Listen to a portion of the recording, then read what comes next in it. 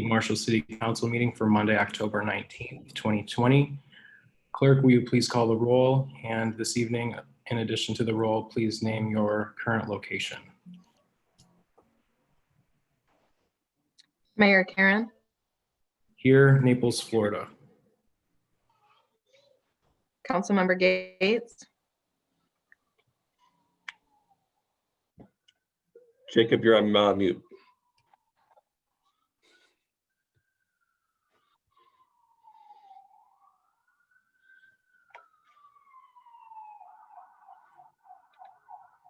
Still didn't get you, Jacob. no sound. I think he said Marshall, Michigan. Okay. Writing.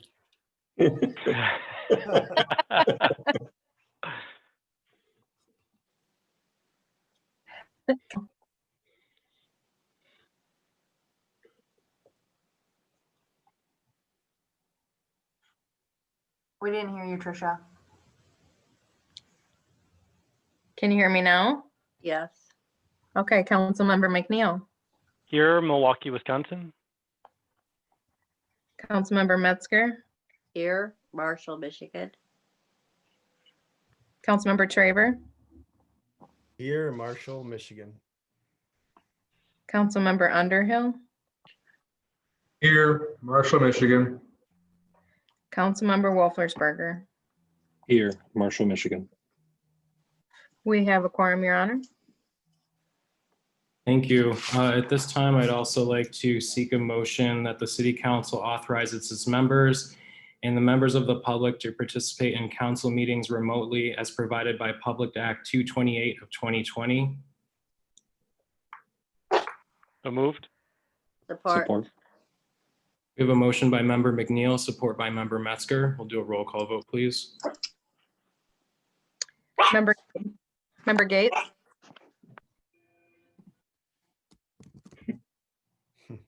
Member McNeil, Yes. Member Metzger, Yes. Member Traver, Yes. Member Underhill, Yes. Member Wolfersberger, Yes. Mayor Karen. Yes, Motion carried. thank you. Would it be helpful to have Member Gates log off and log back on to try to correct the sound issue before we get started? Try, Jacob. I'm not sure. Usually I've seen it when you mute and unmute, usually you're good on, but if you want to try and log back on. Nope. You make flashcards, yes and no. There's the phone number option as well, right? For him to call into. Yes, for there is. audio? It's right in the invitation.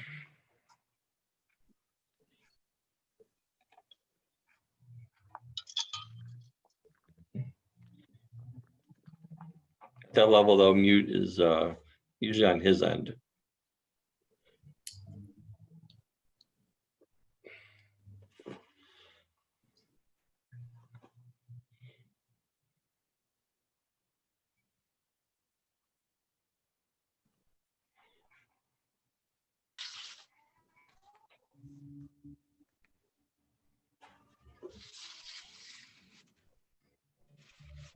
There's a phone number you can dial into, Jacob, or right in the invitation.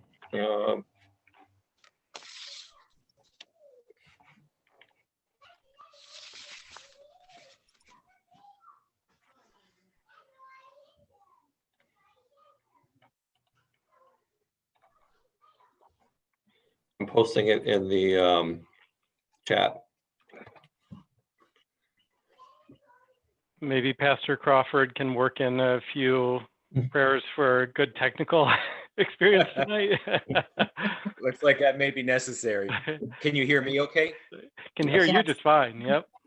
Seems like it might be too late. Thank you for joining us tonight, Brandon. Let's go ahead and get started with the invocation and the Pledge of Allegiance, and we can continue to work on those issues after if they continue to be here with us. So, All right, then let's pray.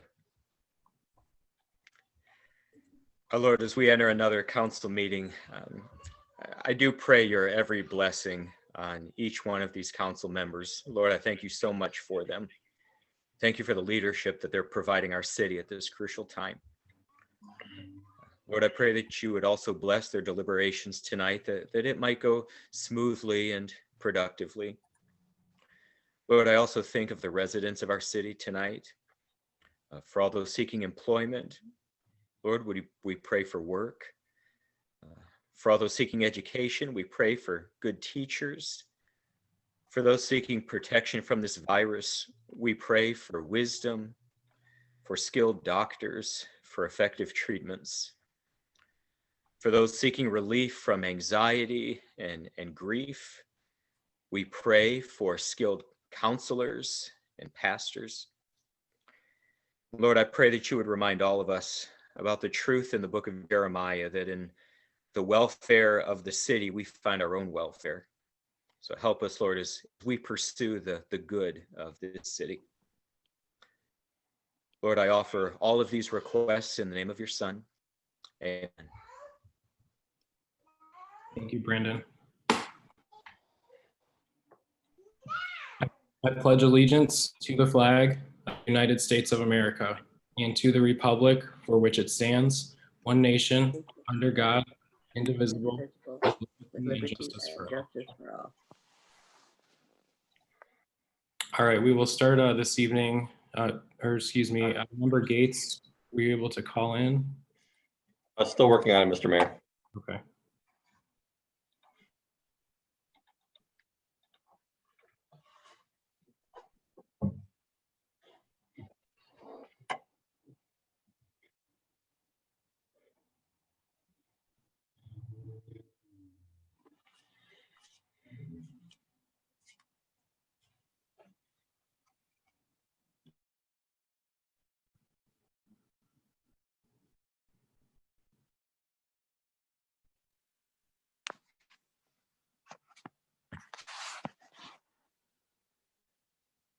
Trish, while we're waiting, how is the ballots coming?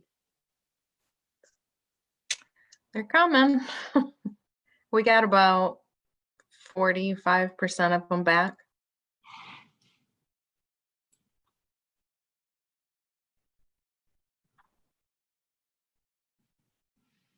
Eric, now you're muted. I muted myself. Jacob, if you're 285-8050, yours should be able to talk. Yeah, okay. Can you hear me? All right. Great. Hi, everybody. Thank you. All right, well, we will My start apologies. with the approval of agenda, starting with candidates running for public office, followed by public comment on agenda items, followed by the consent agenda. Under item 11A, under public hearings, we have the obsolete property rehabilitation district. Item 13A, we have phone and camera RFP consultant. Item 13B, we have the motor pool dump truck purchase, followed by public comment on the non-agenda items and council and manager communications. I would also like to add item 8E, the Open Meetings Act resolution. I'd like to add under 8D, the MSCPA invoice for $703,009.17. And under 14A, I'd like to add planning commission appointments. I make the motion to approve the agenda as amended. Support. We have a motion by member Metzger, support by member McNeil. We'll do a roll call vote, please. Councilmember McNeil, Yes. Councilmember Metzger, Yes. Councilmember Traver, Yes. Member Underhill, Yes. Member Wolfersberger, Yes. Mayor Karen, Yes. Member Gates. Yeah. Motion carried. Thank you. At this time, if there are any candidates running for public office that would like to speak, you may do so.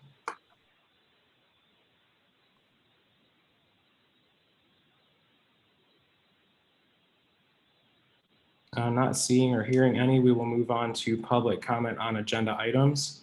Anyone wishing to address the council may do so for a maximum of 5 minutes, speaking their name and address for the record. Either comment in chat or raise your hand to participate. No hands raised at this time, Mayor. Thank you.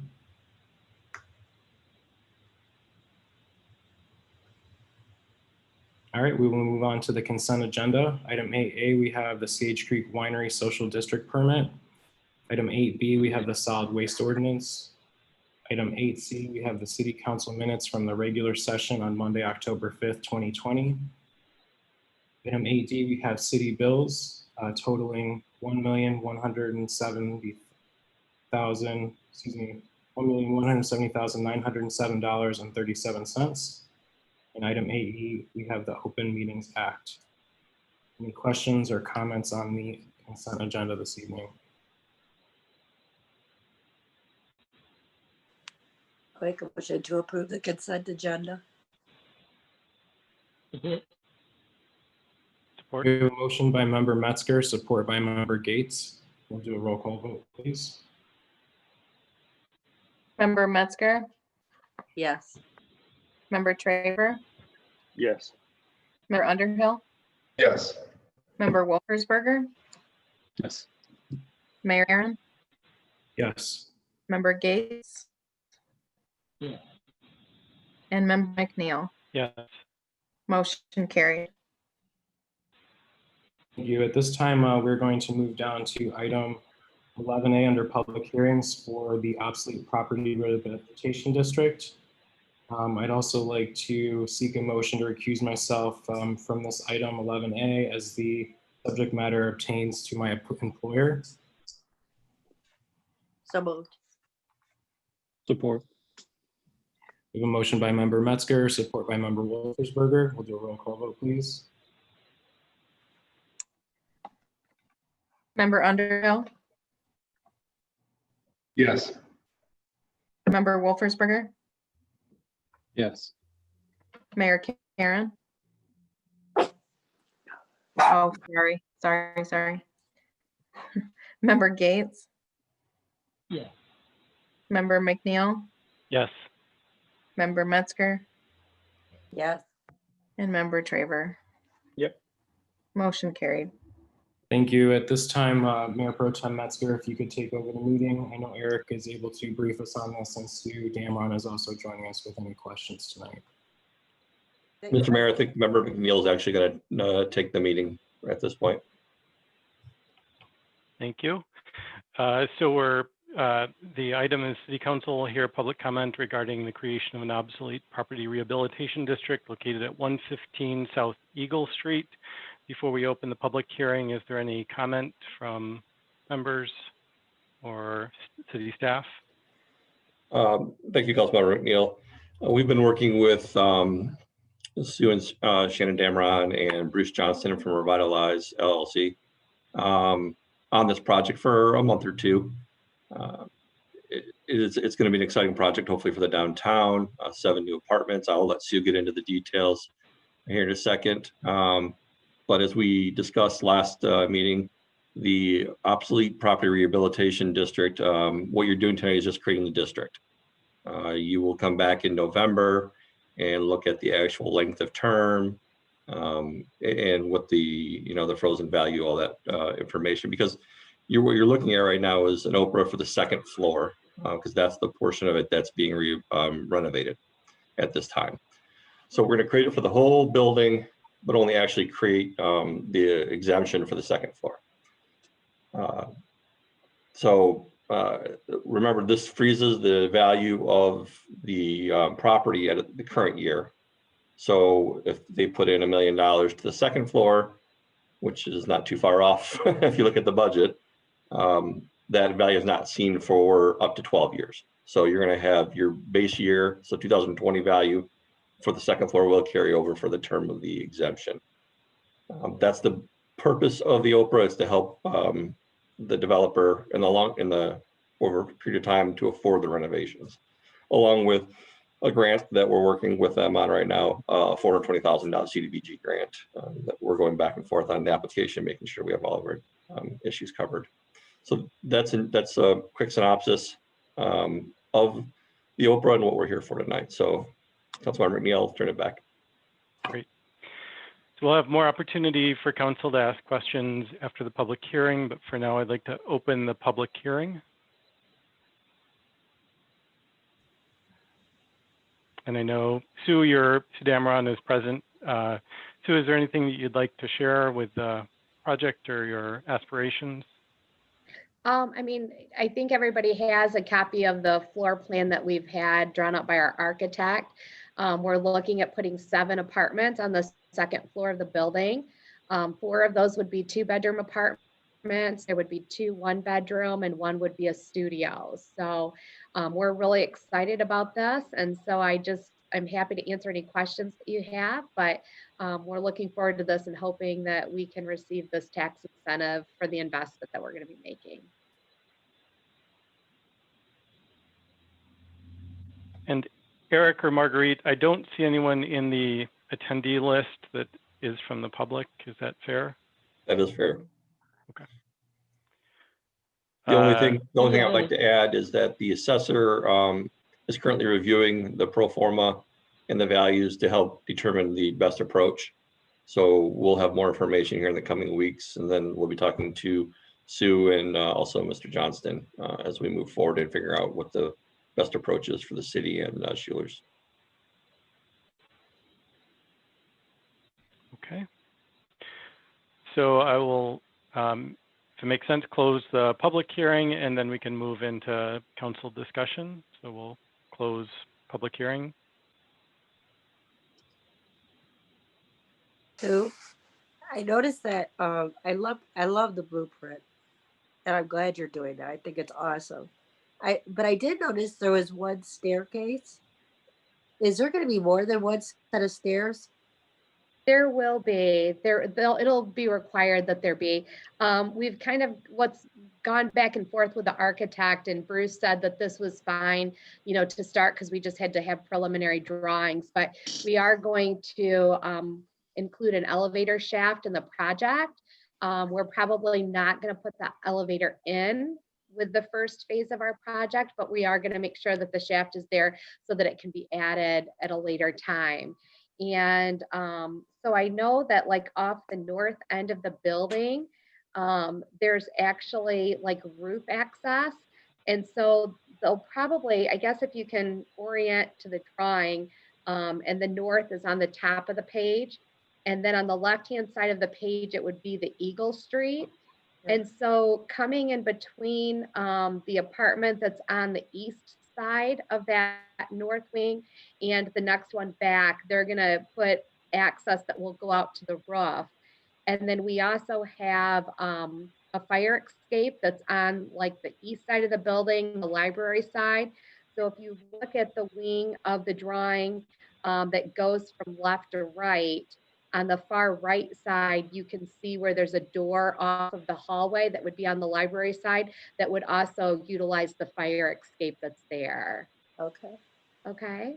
Thank you. You're welcome. Good luck. Thank you.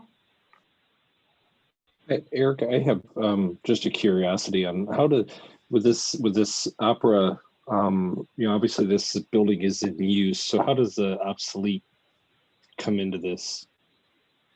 Oh, they look at the functionality of the second floor and what it's being used for. There's a classification they come down to functionally obsolete. It's older, the utilities may need to be upgraded. So the building inspector and the assessor will work with Sue and Bruce to identify where the issues of the functionally obsoleteness comes in. Bruce has been doing this for a long time. He's probably the best in the state at it. And I know he did the Cronin, worked with Cronin and Cronin Building and others in the area. So that as we go through that process, they'll say, okay, this is what we consider it, why we consider it. And it's the use of it traditionally, I believe, Sue, it's been used as a hotel rooms before, offices for Schuler's and a conference room. So when you're transforming it to apartments, it's completely different use. So for that aspect, you got to change it up. So that's how they get to the obsolete factor. Okay. Yeah, I don't know if you want me to make comment on that, but the hotel would have closed in the 1970s. So other than having offices for business staff on the second floor, there has been really no use of that second and third floor since the 1970s when the hotel closed down.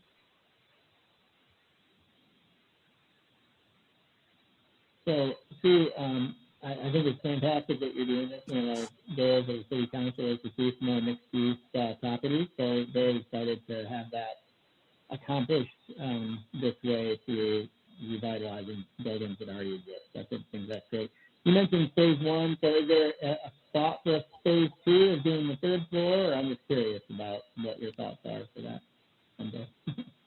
Okay, I think I got that. That was really muffled. So I think you were just saying that I mentioned sorry. phase 1 and wondered about future phases. And so absolutely. So as I mentioned, we want to put an elevator shaft in because we want to make sure that we can come back and do that.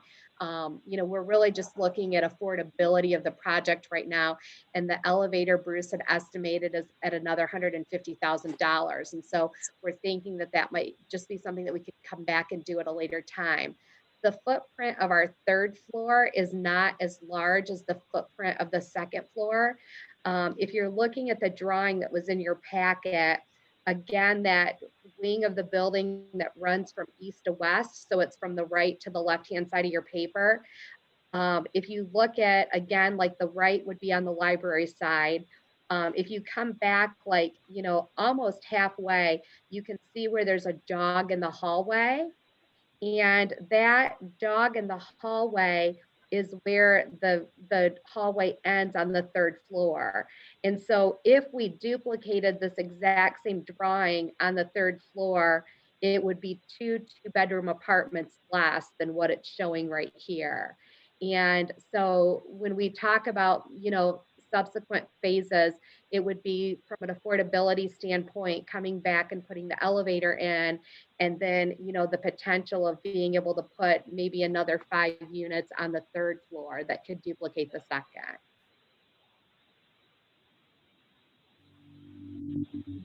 And we did check with the building inspector who confirmed that no elevator was needed at this time. I know that was a question that came up early in the process. Sure.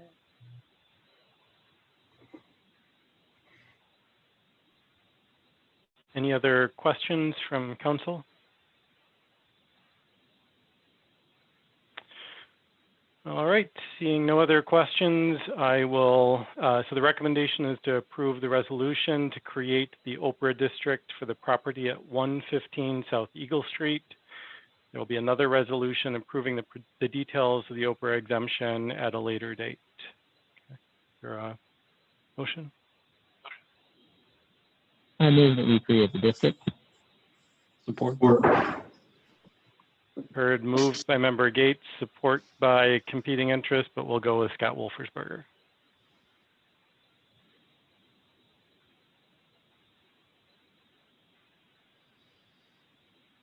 Councilmember Gates, Yes. Member McNeil, Yes. Member Metzger, Yes. Member Traver, Yes. Member Underhill, Yes. Member Wolfersberger. Yes. Motion carried. Thank you, Member McNeil. Thank you, Sue, for joining us. That will move us to item 13A under reports and recommendations, the phone and camera RFP consultant. Eric, if you could please brief us on this. Thank you, Mr. Mayor. Staff has been working on this issue since pre-COVID, actually. Tricia, Christy, myself, and a few others have been exploring the issues around our phone system. Currently, we are using local POTS lines from AT&T mostly. Our bill up until recently was $8,000 plus a month. We were not very satisfied with service. Our phone system's older. If we need to do anything with it, we have to call electronics in, and it does get pricey. So we started exploring different options. We had a presentation from Verizon. And at the end of it, we weren't overwhelmed, and we felt we needed to take a step back and really do a due diligence. We started looking at options, the three of us, and then the directors also chimed in and said, hey, we need to get somebody in who knows these issues, and it's just not staff trying to throw something together. And we also specifically were looking at somebody who would not bid on the project when and if we do move forward next year. So we put a RFP out, or I talked to 4 different consultants who do consulting only. They don't build the systems or install the systems. The low bid was Comtech Design out of Rockford, so that jumped a little bit. We also, at the same time, had a lot of requests for cameras. The police department's not satisfied with their current system. We know we've had vandalism in certain areas, say down at the Cronin Millrace Pavilion. We've had some issues here at City Hall. The dam, I know Ed is very interested in seeing some cameras put in for the dam. So there are a few issues all around. Once again, I started looking at cameras, RFP, started to put something together. I'm not a camera expert, don't really know anything about it, but we were modeling it off of a different community. So instead of, once again, we just said, well, it's kind of similar issues. We put them together in the RFP. So of the low bid, 6,500 is for the phone system, 16,000 is for the camera RFP. This would take us to the point of working through staff, looking at all of our facilities and really designing the system we need, looking at the different technologies that are out there, different providers, and giving us an RFP that and that will be sent out to 4 or 5 minimum bidders, as many as we can get, frankly. That's what we're interested in. So we need a price going forward. We don't know what it'll be. So 21, this would go into a capital improvement plan and budgeting. And we believe there's also additional savings to be recovered from our old AT&T bills. We did eliminate some lines since we found like there was still a line from when the ambulance was here and the fire department was here. Those were just eliminated. If you've looked at an AT&T customer service report, it's a lot of gibberish. There are people who specialize in that. We're not them, which is amazing that those are still there. So we've cut some money off our bill, but the consultants looked at it, feel that there are money to be recovered, which would be put towards the cost of said RFP. In one case, one consultant felt that there was enough to pay for the whole RFP. So that's a quick, I apologize, it may not seem quick, but that's a quick summary of the issue. Any questions from council members regarding this at this time? So Eric, there's no one in-house that can do the research on locating companies? Well, it's not about the companies themselves. I mean, we can like look out and identify who does voice over VoIP phones and things like that. It's building the system to connect all the sites, looking at the different technology do we use. We have FiberNet. Are we able to go to a voice over internet?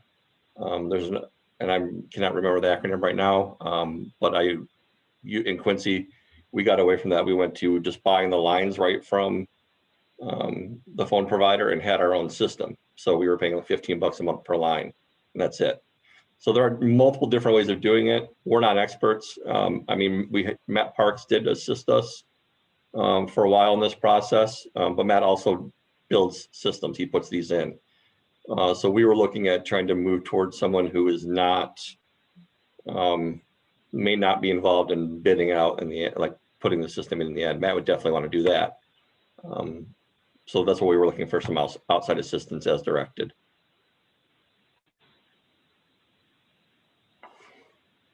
Maybe for the work itself, not necessarily for action tonight, but I would want the company that we choose to help us understand the support model and whether or not this would be something that they would recommend city staff take over the support responsibilities if we contract that function out as well.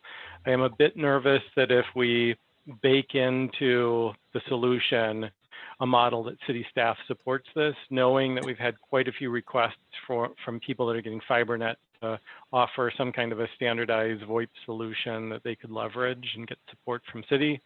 Just want to be careful of that as we think through how the city will be using these services. I would agree with you, sir.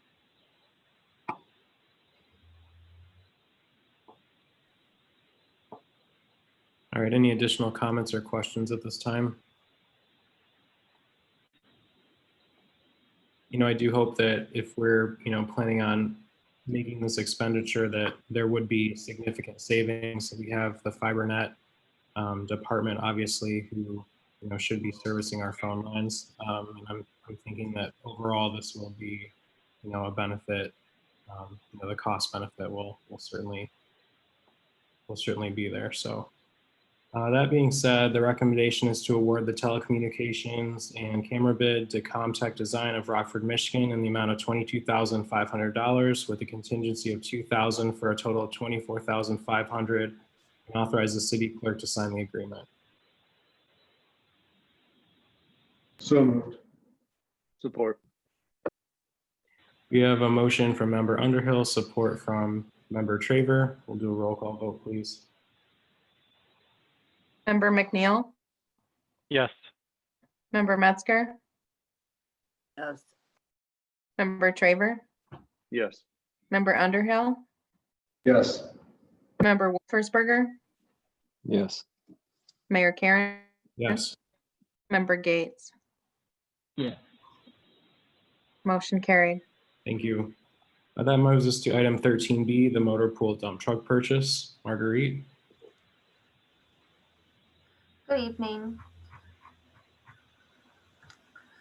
As we've had previously, twice now, I have a purchase for motor pool in front of you tonight. We started out the year, just as a summary, at $368,000, over 11 units. Since that time, beginning of fiscal year, we have purchased 4 units as approved by council, and then we will not be purchasing 3 of the planned units due to their condition and current use. Mostly we feel they can be used for further years, so we're delaying those purchases. The remaining 3 units for purchase will be selected in the next couple months. That would be mowers that we're looking at needing for next spring. So tonight I have unit 313. It's a 2000 Ford F450 dump truck.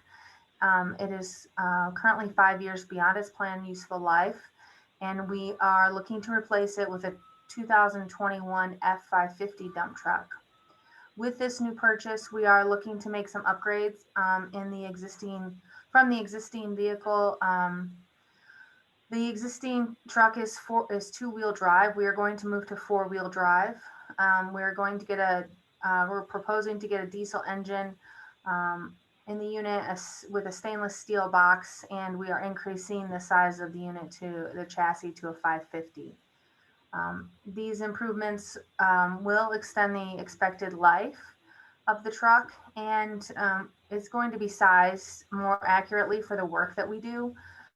Currently, the F450s do not handle some of the loads that we carry in the dump trucks, particularly in the cemetery when we're hauling dirt, which is obviously pretty heavy. So that's one improvement that we need to make.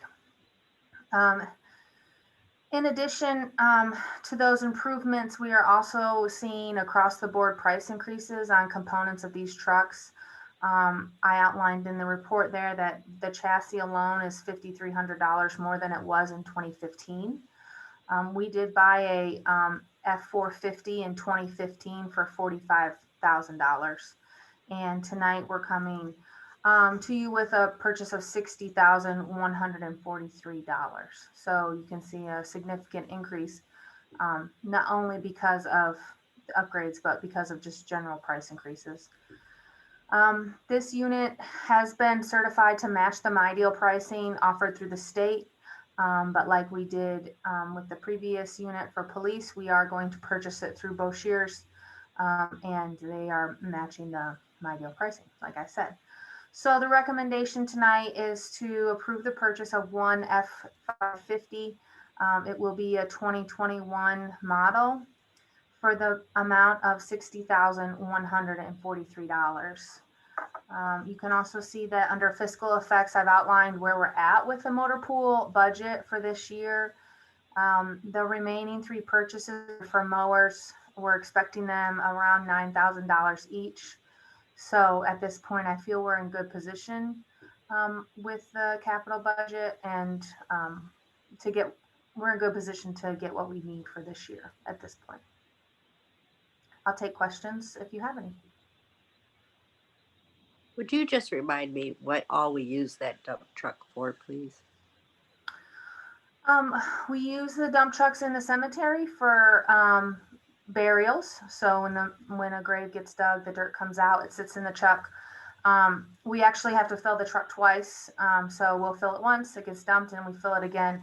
The dirt stays in the truck overnight or however long it needs to. The burial happens and then the dirt goes back in the ground. We also use the trucks for leaf pickup, limbs, brush cleanup, any sort of hauling of material, mulching around town, work in the parks, any sort of effort where moving materials is needed.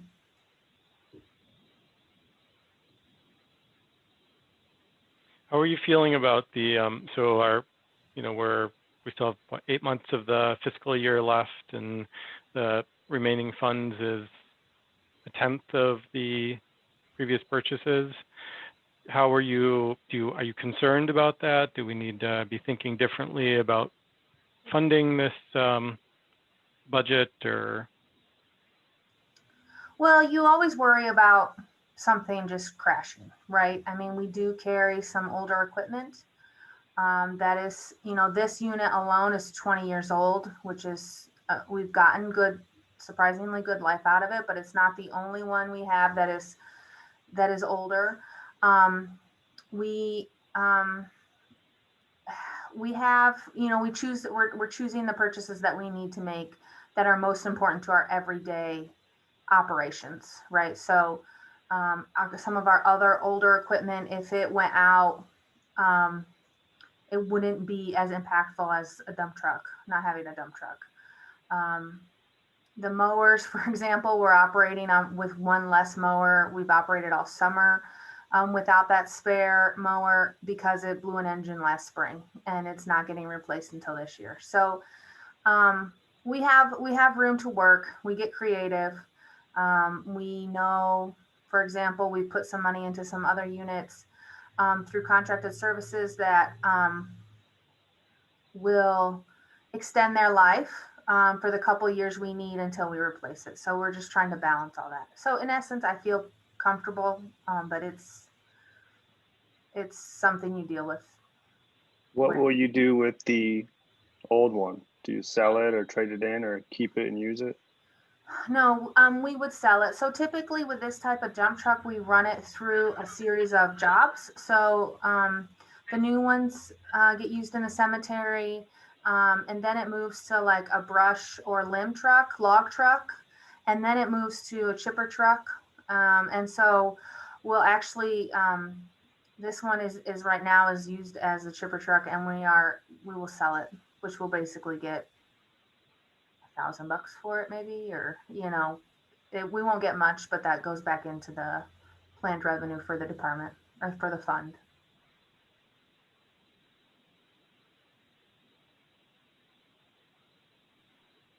All right, any other questions for Marguerite regarding the dump truck purchase?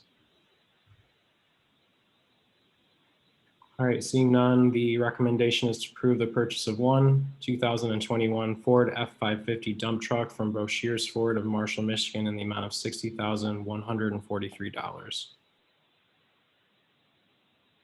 So moved. Or We have a motion by member McNeil, support by member Underhill. And we'll do a roll call vote, please. Member Metzger, Yes. Member Traver, Yes. Member Underhill, yes. Member Wolfersberger, Yes. Mayor Karen, Yes. Member Gates, Yes. Member McNeil. Yes. Motion carried. Thank you. That moves us to item 14A on the agenda, the Planning Commission appointments. The motion is to approve Jim Zuck with a term expiring 11/1 of 2022.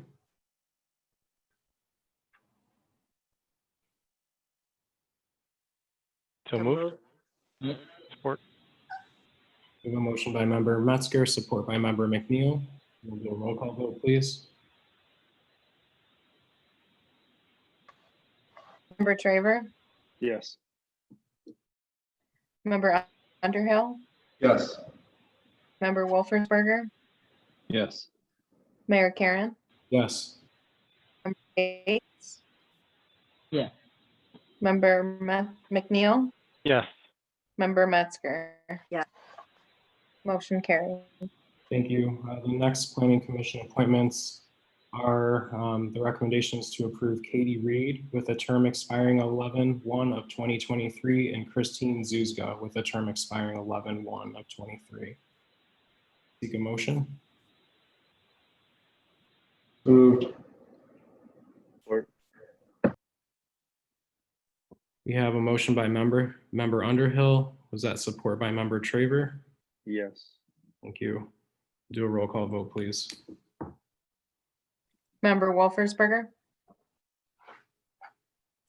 Yes. Mayor Karen, Yes. member Gates, Yes. member McNeil, Yes. member Metzger, Yes. member Traver, Yes. and member Underhill. Yes. Motion carried. Thank you. That moves us to item 15 on the agenda, public comment on non-agenda items. Anyone wishing to speak to the council may do so for a maximum of 5 minutes, giving their name and address for the record. Still appears that we have no public attending at this time. That's correct. I see no raised hands. Thank you.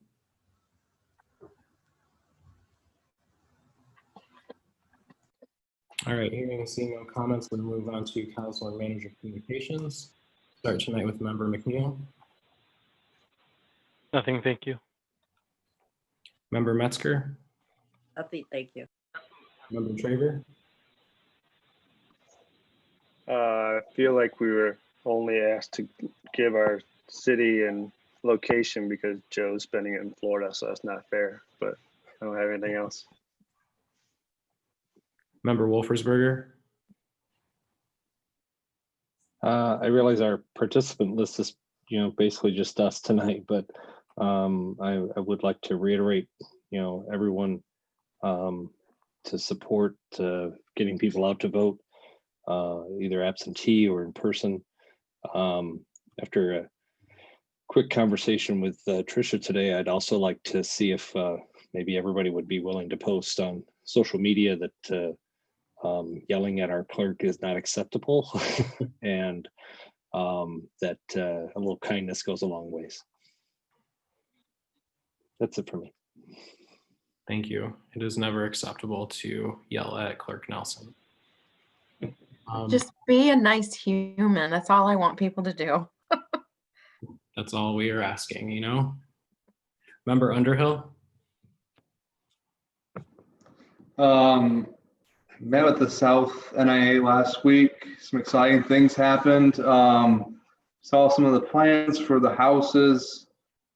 Eric, make sure I'm saying this correctly. 115 single family homes, 38 multi-level duplexes, 70 single level duplexes.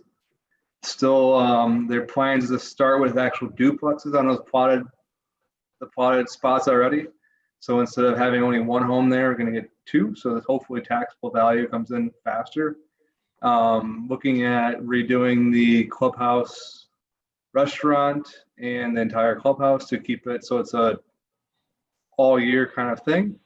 And then actually bringing in Bruce Matthews, which is if you play golf, Bruce Matthews, especially in Michigan, great designer for golf courses to actually design to keep 9 of the holes still usable. So it's kind of cool it's weird to me that All In Downs doesn't have Bruce Matthews behind it, but it's kind of cool. And that's it. thank you. Member Gates, Nothing for me. Everybody be safe. Have a good night. thank you. Clerk Nelson, any additional comments? I will continue to be giving out absentee ballots. The Saturday before the election, October 31st, the office will be open from 8 to 4 to help people who aren't able to get in during the week. And we've given out about 2,150 ballots so far, with about 45% being returned. So that's all I have, and to encourage people to be nice. Can I just ask how you're doing on poll workers? I'm good on You- poll you have enough- workers. I'm good at the moment. So I've had a lot of people reach out to me. I have a handful of people who are new and newly trained. So I appreciate all the people reaching out, and I'm good right now. Okay, thank you. Thank you. Director Zuzko? No news from the grandchild front for City Manager Tarkowitz. Still waiting on that one. And he sends his wishes to everybody. Ryan, you got everything right on the South NIA, so we're looking forward to that. We have a Northeast NIA meeting tomorrow. Hopefully hear some more from the land bank. Hope to see, if you haven't voted, hope to see you election day. I am one of those voluntold, I think, people who will be working the polls. So if you haven't voted, I'll see you on election day. That's it, Mr. Mayor. Thank you. I just had a couple things this evening. You know, Tom and Eric and I sit through a couple calls now. It was just every Tuesday, but now it's Tuesdays and Thursdays due to the fact that the COVID cases are rising quite a bit in our area. So I just want to continue to encourage everyone to, you know, social distance when you can. If you're able to, please wear a mask and be considerate of those around you. You know, a lot of our downtown businesses are concerned, you know, with people wearing masks and, you know, just being safe at this time. So just trying to show as much support to them as we can at this time is great. You know, support your local businesses, go shopping downtown, try to be seen, you know, helping them out because they've had a rough go of it the last, you know, few months. So the other thing I wanted to just bring up is Halloween. I'm also getting a lot of questions from community members about Halloween and what we're doing as a community. There have been some things posted by our police department, you know, about safe CDC guidelines. But I also wanted to just talk to the council quickly. City's Battle Creek has decided to put a time frame on their trick-or-treating from 5 to 7 in the evening. And so I think if we consider doing something along those lines, that would just kind of confirm to people that it is something that they can do, and it's up to them, you know, if they're comfortable having their children go out and do that. But wanted to hear anyone else's feedback. I know that we are not doing the downtown parade this year with the fire department as we normally do, but I just think that there needs to be a little more direction from us regarding Halloween. So if anyone has any thoughts on that. I do think we should include a time for Marshall, but make sure people realize that they are welcome to trick or treat, but keeping responsible at the same time.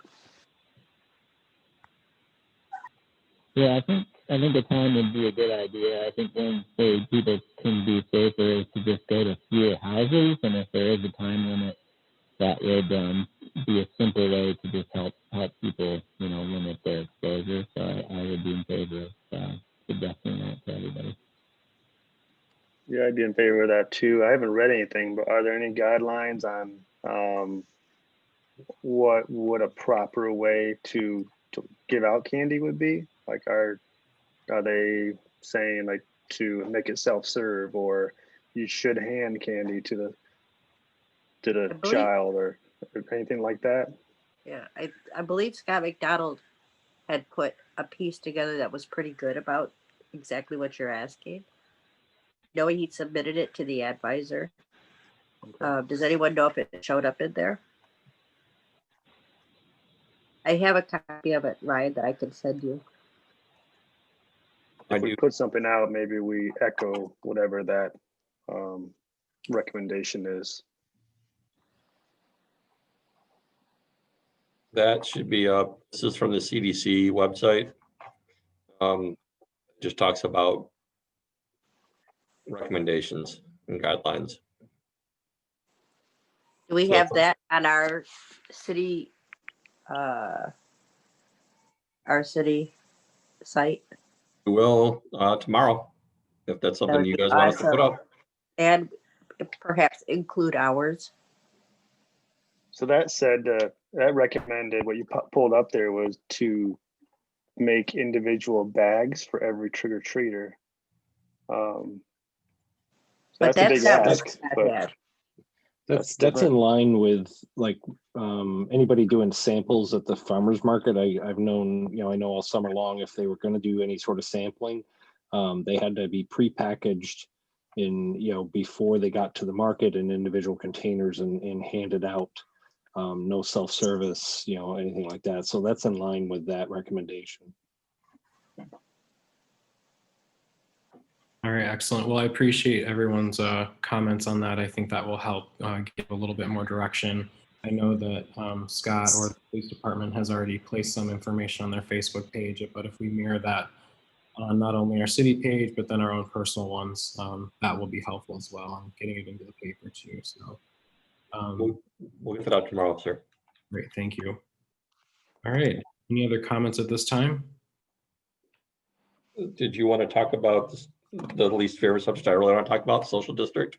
Not particularly. Okay. So Fair enough. I guess since you brought it up, we probably should. There were some complaints from different downtown business owners after this weekend. Some tents were left out in an area that I believe that they were okay to be left out in, but the way that the say cigarette butts in the area was left, the morning was not acceptable. So I just wanted to kind of update everyone on that. We'll continue to speak with the business owners, that are close to those areas of concern and make sure that they're responsible for those spots. But it was an issue that came up over the weekend. Can I say one thing on it too? Please. I've heard from a couple of restaurants that people thought it was okay to go out to the main street with their containers. The other restaurants are saying it was okay for them to do that, just making sure that everyone's on page, that the back is where they need to be and not in the front of on Main Street. Yeah, there was a post that Maida put out that I think their intent was Jefferson and Eagle. Like if you walk out of Grand River, you walk out of Schuler's, you can go to the sidewalk there, but they were not very specific. So I think there was some confusion on that. Amy's rectifying that one, and we'll be very clear on it. So we will reiterate to the business owners what the rules are and hopefully nip that in the bud. Yeah, I'd almost like to see some kind of a document that's available that goes to everyone that's been approved to be a part of this district, because, working in a restaurant that is within the district, we have a lot of different employees that are there at a lot of different times, including bartenders. And so having some kind of document that they can refer to, throughout this whole process would be extremely helpful, and I think would help prevent some of these things from happening. I have another question regarding social district. I haven't been over there in a while, but has there been any progress on adding some seating over there? I'm having a hard time hearing you, Jacob. I don't believe anyone's added any seating, Jacob, except for there was one small pop-up tent with a picnic table under it this last weekend that was added, and that was the area of concern where it was kind of a mess behind. So I think what we really need to do is look into this a lot further with Maida and as a city, and decide how we want to get this set up for next spring in order to be successful. Who is in charge of the social district, would we say?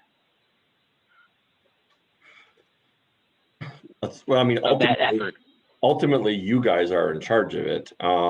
You direct the rules, you direct what we can do.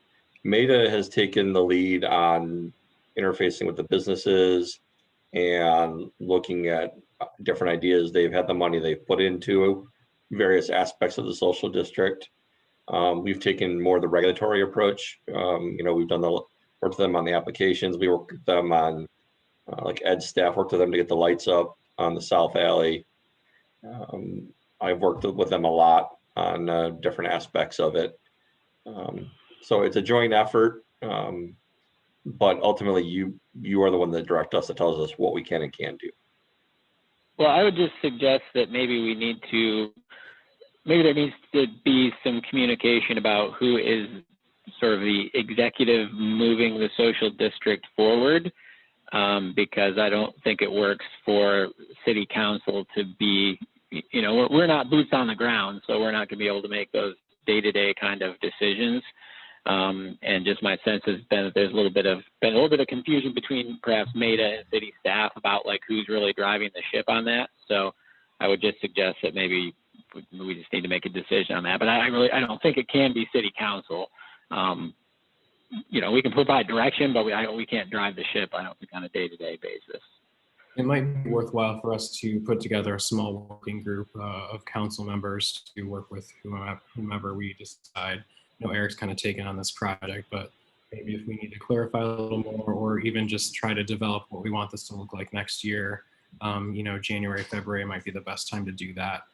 So we can get a plan together and maybe decide how we're going to come up with the funds to do whatever we choose we want to do for next spring.